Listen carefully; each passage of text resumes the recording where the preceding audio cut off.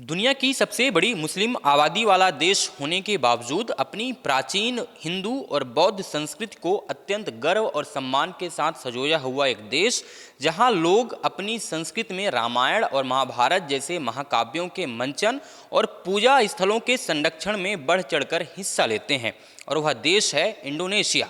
आपको लग रहा होगा कि इंडोनेशिया की संस्कृति के बारे में क्यों बात हो रही है, तो आइए जानते हैं क्या है मुद्दा। हाल ही में प्रधानमंत्री नरेंद्र मोदी इंडोनेशिया के दौरे पर पहुंचे और बुधवार को इंडोनेशिया के योग्याकार्ता स्थित देश के सबसे बड़े हिंदू मंदिर प्रम्बानंद मंदिर पहुंचे। पीएम मोदी के साथ इंडोनेशिया के राष्ट्रपति भी मंदिर पहुंचे थे। साथ ही दोनों लोगों ने मंदिर के संरक्षण जीर्णोद्धार परियोजना का उद्घाटन कर मंदिर में दर्शन किए।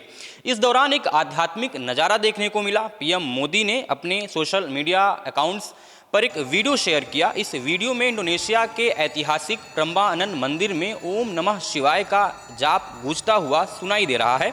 सभी लोग पूरी तरह ध्यान में लीन हैं और एक सुर में बार बार ओम नमः शिवाय का पवित्र उच्चारण कर रहे हैं। वीडियो में ही वहाँ के कुछ लोग सिर में टोपी भी लगाए हैं, शिव के लीन में मग्न नजर आ रहे हैं। इंडोनेशिया मुस्लिम बाहुल क्षेत्र है, तो ऐसा कह सकते हैं कि ये मुस्लिम लोग ही हैं जो इतनी श्रद्धा के साथ जाप कर रहे हैं। और वीडियो देख के मन में सवाल भी पैदा होता है कि भारत जैसे देश में धर्म को इतना राजनीतिक मुद्दा बना दिया गया है कि भारत में सांप्रदायिकता अपने चरम पर रहती है। इंडोनेशिया के आवाम से भारत की आवाम को कुछ सीखना चाहिए, लेकिन सवाल उठता है कि दुनिया के सबसे बड़े मुस्लिम बाहुल देश में हिंदू संस्कृति की इतनी गहरी छाप कैसे बन रही है। तो आइए इसको भी समझते हैं। इंडोनेशिया में इस्लाम की शुरुआत तलवार से नहीं बल्कि अरब, फारस और भारतीय व्यापारियों और सूफी संतों द्वारा 12वीं और 13वीं सदी के बीच हुई थी। स्थानीय लोगों ने इन व्यापारियों की ईमानदारी, समानता और सादगी से प्रभावित होकर स्वेच्छा से इसे अपनाया था। साथ ही इस्लाम अपनाने के बाद भी स्थानीय लोगों ने अपनी पुरानी हिंदू और बौद्ध विरासत को नहीं छोड़ा। धर्म बदला लेकिन संस्कृति नहीं, और यही वजह है कि दुनिया के सबसे बड़े मुस्लिम आबादी वाले देश में भी हिंदू सांस्कृतिक विरासत केवल इतिहास की किताबों तक सीमित नहीं है, बल्कि आज भी वहाँ की कला, स्थापत्य, शिक्षा, पर्यटन और दैनिक जीवन का अभिन्न हिस्सा बनी हुई है। जब बात हो ही रही है तो यह भी जान लेते हैं कि इंडोनेशिया में प्रम्बानंद मंदिर की क्या कहानी है और इंडोनेशिया में हिंदू प्रतीक क्या क्या हैं। तो इंडोनेशिया के जावा द्वीप पर स्थित प्रम्बानंद मंदिर वहाँ का सबसे बड़ा हिंदू परिसर है, और सिर्फ इतना ही नहीं, कंबोडिया के अंकोर वाट के बाद यह पूरे दक्षिण पूर्व एशिया का दूसरा सबसे बड़ा हिंदू मंदिर है, जो लगभग 40 हेक्टेयर के विशाल क्षेत्र में फैला है।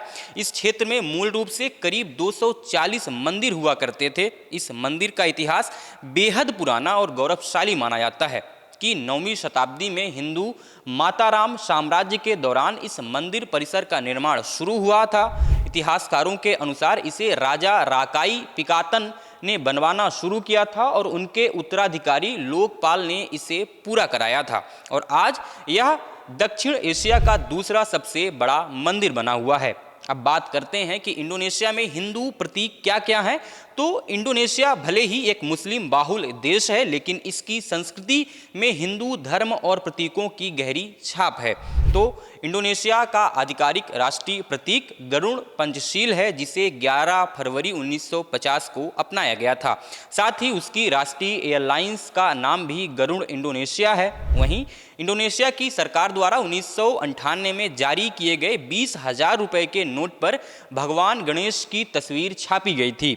इंडोनेशिया के सांस्कृतिक जीवन में रामलीला और कठपुतली कला बहुत लोकप्रिय है, और प्रसिद्ध प्रम्बानंद मंदिर और बाली द्वीप के कई मंदिरों में राम कथा के दृश्य उकेरे गए हैं। साथ ही बाली के हिंदू मंदिरों और घरों के दरवाजों पर स्वास्तिक का चिन्ह सौभाग्य और ब्रह्मांडीय संतुलन के प्रतीक के रूप में उपयोग किया जाता है। इसी क्रम में बात करें तो भारत की तरह ही इंडोनेशिया के शीर्ष शिक्षा संस्थानों में भी हिंदू देवताओं को स्थान मिला है। वहाँ के सबसे प्रतिष्ठित इंजीनियरिंग संस्थान और गजा मदा विश्वविद्यालय का आधिकारिक लोगो भगवान गणेश का है, जो बुद्धि और ज्ञान के प्रतीक माने जाते हैं।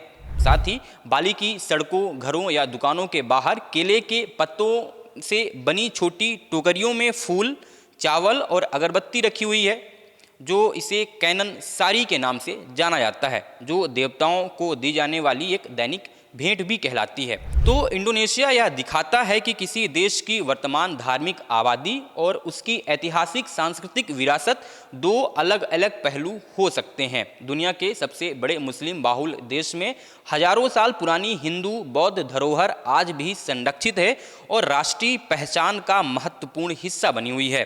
तो कैसा लगा आपको ये वीडियो, हमें कमेंट बॉक्स में ज़रूर बताइएगा। अगर आपने हमारे चैनल को लाइक और सब्सक्राइब नहीं किया है तो करना बिल्कुल भी नहीं भूलिएगा।